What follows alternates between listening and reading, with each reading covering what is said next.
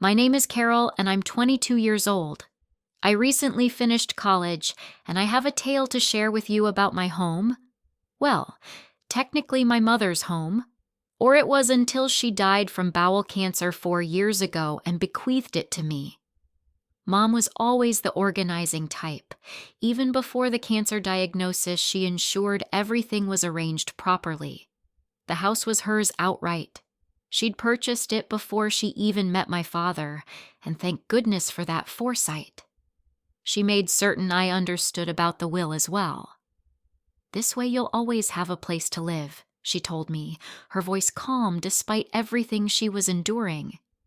Things weren't always this complex. My parents' marriage lasted a decade before Dad chose to abandon us for another woman. I was 9 when he packed his belongings. No drama, no disputes over custody or assets. He simply departed. The only thing he consented to was covering my college tuition. He established a special account and deposited the entire amount for my future education immediately. I suppose that was his interpretation of child support. Dad began a new family quite rapidly. His wife Linda had their daughter soon after. She's 10 years younger than me. I'd visit occasionally, staying at their rental home, but it never felt comfortable. Linda would be occupied with my half-sister, gushing over her latest achievement or styling her hair. Dad was constantly working, claiming he needed to support his family. Amusing how I wasn't really part of that category anymore. "Carol, would you like to join us for dinner?" Linda would inquire, but her tone always implied she hoped I'd refuse. We maintained things polite, though, exchanging birthday cards, holiday wishes, the occasional awkward family meal. It was all very formal and courteous in that uncomfortable manner that makes your skin crawl. Mom earned good money as a senior accountant, so when the cancer struck, she could concentrate entirely on treatment. I was 14 when we received the diagnosis. She resigned from her job immediately to focus on battling the illness. For 4 years, we existed between hospital appointments and treatment sessions. Mom never grumbled, not once. She just continued fighting, continued planning, continued ensuring I would be all right. But cancer doesn't respect plans. I was 18 when she passed away, just weeks before I was scheduled to depart for college in another state. The sorrow hit me severely. I could barely operate. That's when Dad amazed me by actually stepping forward. He, Linda, and my half-sister relocated temporarily to help me deal with the loss. I was too stunned to question it at the time, too thankful for any assistance I could receive. "We'll help you through this," Dad said, placing his arm around my shoulders. Linda nodded along, attempting to appear compassionate, while my half-sister examined what was now my house. By the end of summer, I was confronted with a predicament. College was beginning in a few weeks, and I had no clue what to do with Mom's house. My house now. I couldn't stand the idea of selling it, but abandoning it vacant for 4 years didn't seem wise either. That's when Dad presented his suggestion over breakfast one morning. "Carol," he said, pushing his coffee cup aside, "I've been considering, what if we remained here? We'd pay all the expenses, maintain the property. You wouldn't have to worry about anything while you're at school." I glanced at Linda, who was preparing pancakes at the stove. She turned around and smiled. "It would be beneficial for all of us," she added. "Sophie's already registered in the local school, and the house would be well cared for." It made sense. During the 2 months they'd been staying with me, things had been surprisingly pleasant. Linda had ceased being so aloof, and Sophie, my half-sister, had actually begun treating me like a genuine sister instead of some stranger who appeared occasionally. So I agreed. Looking back, it seemed like the ideal solution. I packed up Mom's personal belongings, keeping what I desired and storing the remainder in the attic. I departed for college feeling confident about my choice. Over the next 4 years, I returned home during holidays and summer breaks. Those visits were actually nice. Linda would prepare these large, welcome home dinners. "I made your favorite lasagna," she'd say, as if she'd always known my preferences. Sophie would pull me to her room to show me her latest artwork or tell me about school drama. During Christmas breaks, we'd all decorate the tree together. Dad would lift Sophie to place the star on top, while Linda and I debated good-naturedly about whether tinsel was tacky or classic. We'd sit around drinking hot chocolate, and sometimes I could almost forget that this wasn't the family I began with. Summer visits were different, longer, more relaxed. Sophie and I would spend afternoons by the community pool, and I'd assist her with her summer reading. Linda would invite me to her book club meetings, and we'd actually enjoy dissecting whatever romance novel they'd selected that month.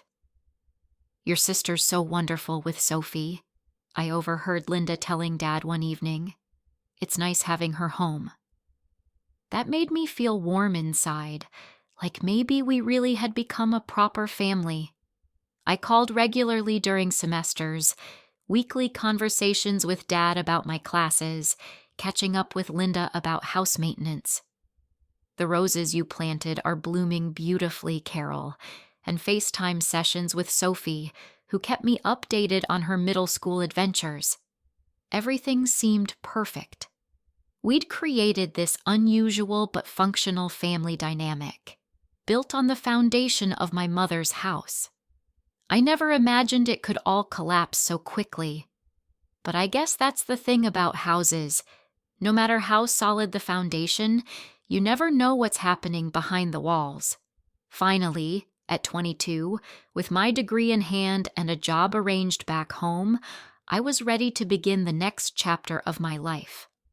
I'd already accepted a position at Marshall & Brooks Financial in my hometown. They'd interviewed me via Zoom and offered me the job right away. Everything was falling into place perfectly, or so I thought. The taxi dropped me off in front of my house on a sunny June afternoon. I stood there for a moment, taking in the familiar sight. Mom's rose bushes were in full bloom, though they looked different from how she used to maintain them. The lawn was neatly trimmed and new curtains hung in the windows, little changes that had occurred while I was away at college. Wheeling my suitcases up the front walk, I reached for my keys with a smile, already imagining sleeping in my old room tonight. But when I attempted to unlock the door, something was wrong. The key wouldn't turn. I tried again, thinking maybe I was just tired from the journey, but no. The key definitely didn't fit. "What the hell?" I muttered, trying the key again before finally giving up and knocking on the door loudly, since it was the middle of the day and they might be watching TV. Linda opened the door, her eyes widening in surprise. She was wearing an apron and had flour on her hands, like she'd been baking. "Carol, what are you doing here?" I wheeled my suitcase inside, noticing Dad and Sophie in the living room, both looking equally startled by my appearance. Sophie was sprawled on the couch with her phone while Dad sat in his favorite armchair, Mom's old armchair actually, reading something on his tablet. "What do you mean?" "I live here," I said, looking around at what seemed like subtle changes to the living room decor. Why were the locks changed? Dad scratched his neck, that nervous habit he's had since forever. "Oh, that. Yeah, I changed them last month for safety. You know, there were some break-ins in the neighborhood." "You could have told me," I said, trying to keep the irritation out of my voice. "Or sent me a new key. I mean, this is my house." "We weren't expecting you," Linda said carefully, her arms crossed over her chest. She'd wiped the flour off her hands and was looking increasingly uncomfortable. Why not? I graduated last week. I told you guys I was coming home to start my new job. I looked between them, feeling increasingly uneasy. Something was off about their reactions. Sophie had even put down her phone and was watching the scene unfold with an odd expression. "Carol," Dad cut in suddenly, standing up. "Can we talk in the office for a minute?" I followed him into Mom's old office. My office now, technically. The room still had Mom's degrees on the wall, her collection of financial reference books on the shelves. He closed the door behind us, and I noticed his hands were shaking slightly as he turned to face me. "Listen, honey," he started, his voice low. "There's something you need to know. Linda, well, she thinks this house belongs to me." I stared at him, not comprehending. "What I told her," he continued, not meeting my eyes, "is that it was my house, that I gave it to your mother and you out of kindness after the divorce, and that after your mom passed, it reverted to me. She thinks she's just been living here because I allowed it." I must have stood there gaping at Dad for a full minute before finding my voice again. My first instinct was to storm out of the office and tell Linda everything. Now I understood her surprised look when I showed up. In her mind, I was just some freeloader trying to crash in their house. "I have to tell her the truth," I said, moving toward the door. But Dad caught my arm. "Please, Carol," he begged, his voice barely above a whisper. "Just give me a little time. I'll find us a new place to live, I promise. I just need to figure out how to tell her without destroying our marriage." "Destroying your marriage?" I hissed. "What about what you're doing to me?" He pulled a set of keys from his pocket, holding them out like a peace offering. "These are for the new locks. Please, sweetheart, just a few weeks. That's all I'm asking. Let me handle this my way." I took the keys, feeling sick to my stomach.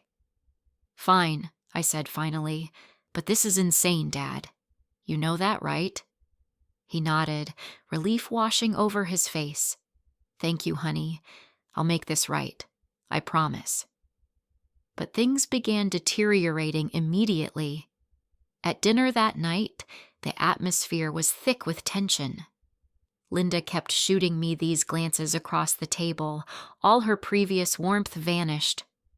The woman who used to bake my favorite cookies and invite me to book club now behaved like I was a stranger who'd wandered in off the street. "More potatoes, Dad?" Sophie asked, completely oblivious to the tension. "Would anyone mind if I redecorate the living room?" Linda asked suddenly, not looking at me. "The current setup is a bit outdated." I gripped my fork tighter, knowing she was referring to Mom's furniture arrangement. Dad coughed awkwardly and changed the subject. The next morning, I was preparing coffee when Linda cornered me in the kitchen. She was still in her robe, hair uncombed, but her eyes were sharp and focused. "Carol," she said, leaning against the counter, "I think we need to discuss your plans." "My plans?" "Yes." "When are you planning to search for your own place?" she asked casually, like she was asking about the weather. "Now that you have a job arranged, you should start thinking about moving out. You're a grown woman now, after all." I took a slow sip of coffee, counting to 10 in my head. "Actually, I've discussed with Dad about staying here for now. He's fine with it." Linda's lips pressed into a thin line, and for a moment I thought she might argue. Instead, she just turned and walked out of the kitchen, leaving me alone with my cooling coffee and a growing sense of dread about how this was all going to unfold. The next 2 weeks were like existing in a hostile environment. Linda's attitude shifted from cold to downright passive-aggressive. She'd accidentally wash my clothes with colors that would bleed, claiming she forgot which laundry basket was mine. She'd cook family dinners, but conveniently make just enough for 3 people, acting surprised when I came to the table. When I tried to watch TV in the living room, she'd suddenly need to vacuum right there. If I was using the kitchen to make breakfast, she'd barge in and start reorganizing the cabinets, muttering about how some people never learn to keep things organized.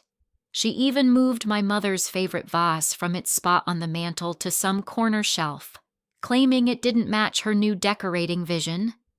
The worst part was watching Sophie follow her mother's lead. My half-sister, who just weeks ago had been sending me memes and calling me for advice about boys, now rolled her eyes whenever I entered a room. She started calling me that girl when talking about me to her friends on the phone, loud enough for me to hear. Despite the tension at home, my professional life was taking off. I visited Marshall and Brooks Financial, where they showed me my future workspace, a nice corner desk with a view of downtown.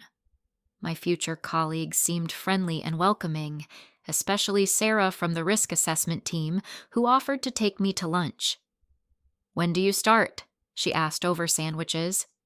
2 weeks, I replied. Just enough time to settle in at home. That evening at dinner, I shared my start date with the family, trying to maintain some semblance of normalcy. "They showed me my office today. I start in 2 weeks. Linda's fork clinked against her plate as she set it down with exaggerated care. "Well, isn't that wonderful?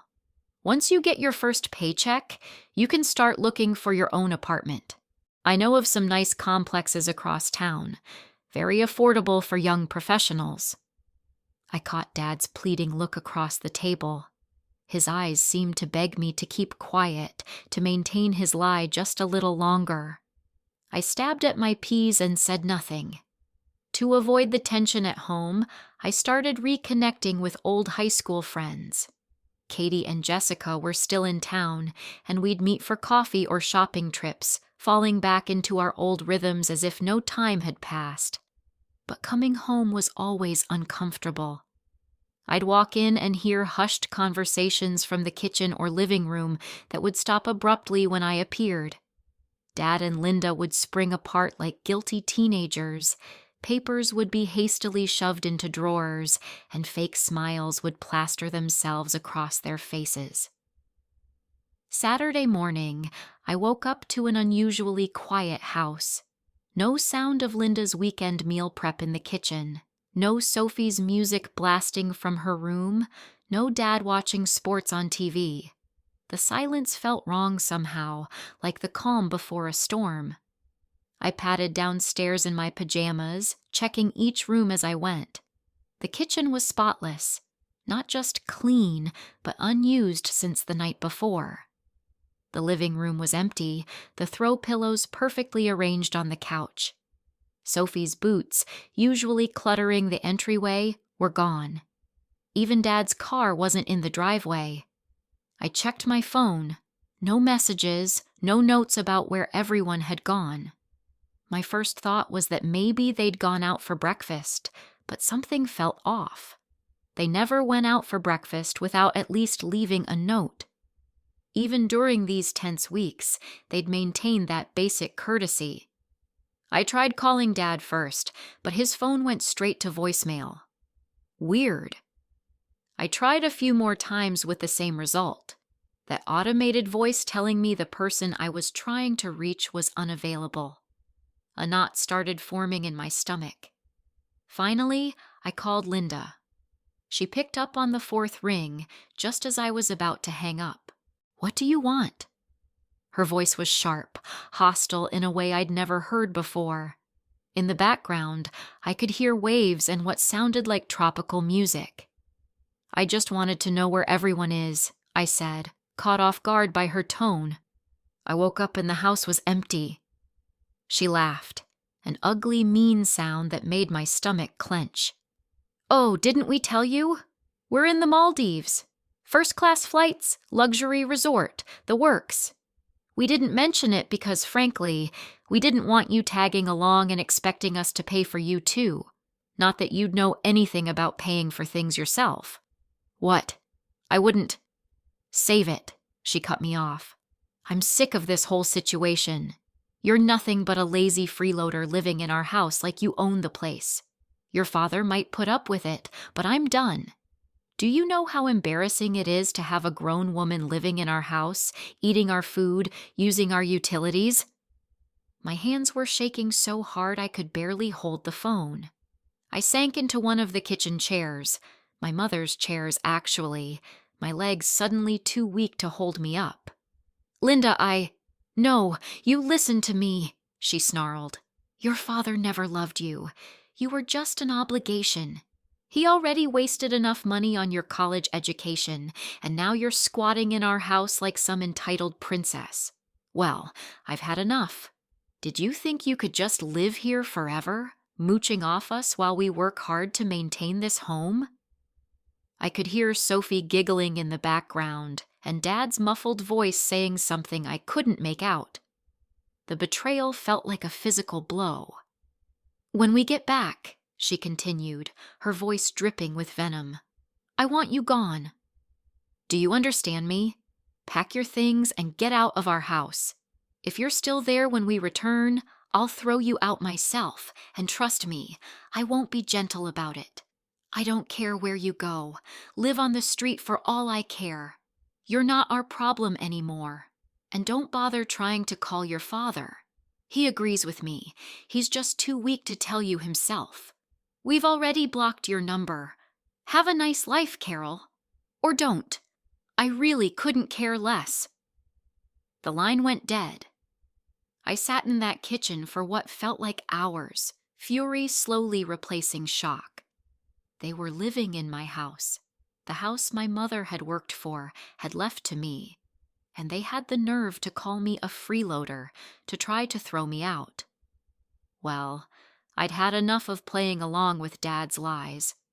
I blocked their numbers on my phone, my hands still shaking, but now with anger rather than hurt. Then I started methodically going through the house, gathering their belongings. Linda's expensive clothes, Sophie's school stuff, Dad's golf clubs. Everything went into boxes and suitcases. I worked through the entire Saturday, fueled by rage and bitter disappointment. By Sunday morning, I had their life packed up and stacked in the garage. I found a 24-hour locksmith who could come right away. He worked quickly, replacing the locks on all the doors. It cost a small fortune, but it was worth every penny.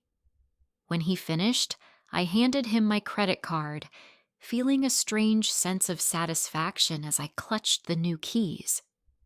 Monday morning, I started my new job at Marshall & Brooks.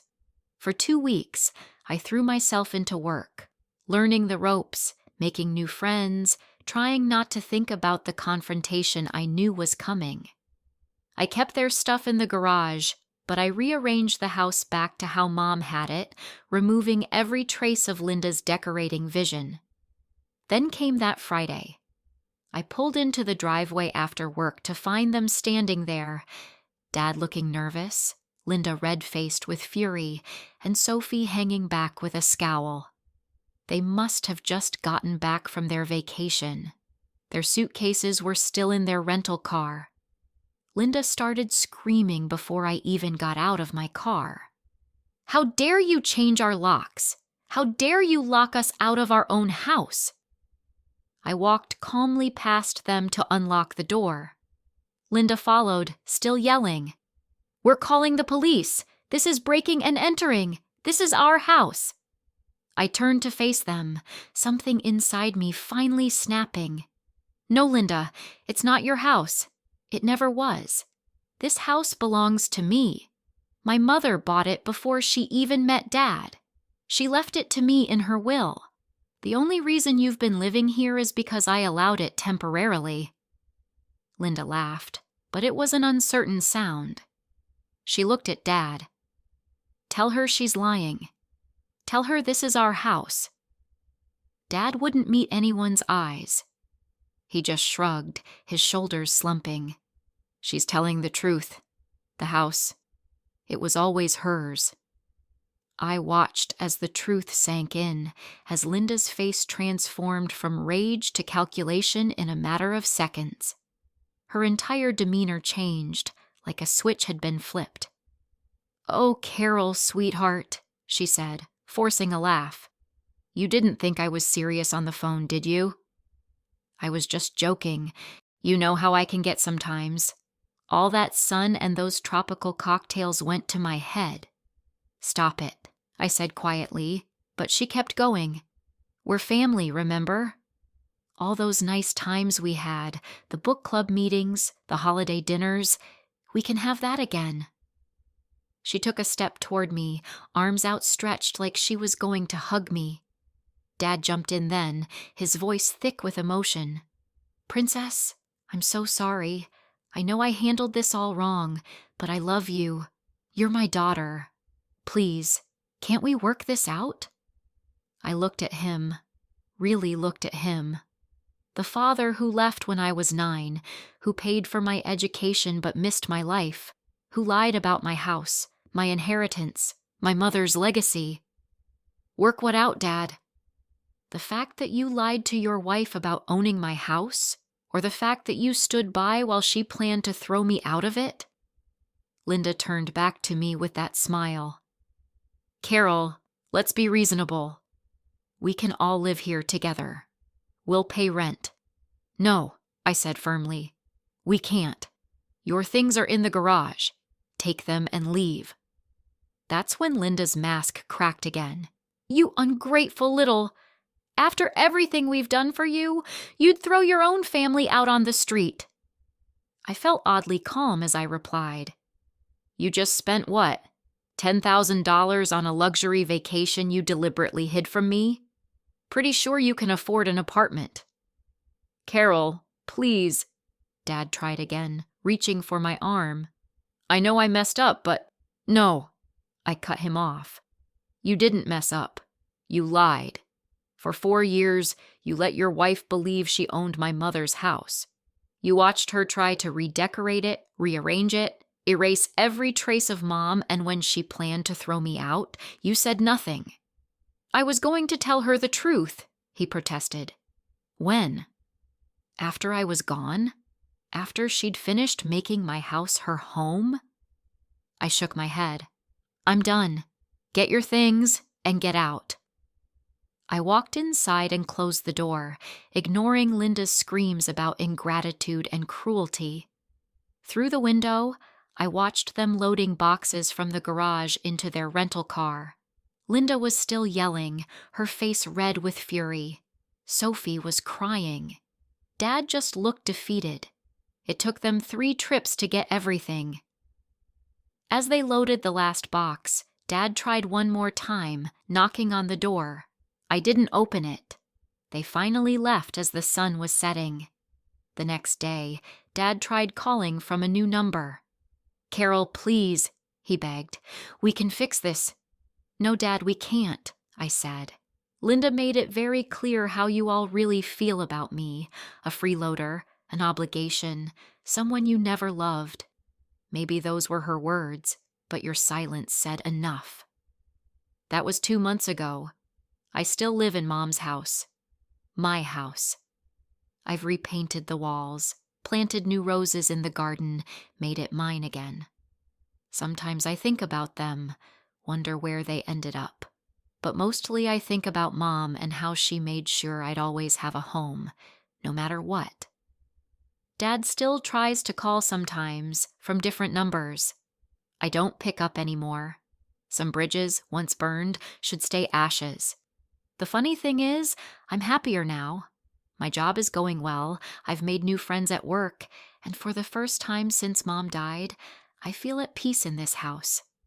Sometimes healing means letting go of people, of lies, of the fairy tale of family that never really existed.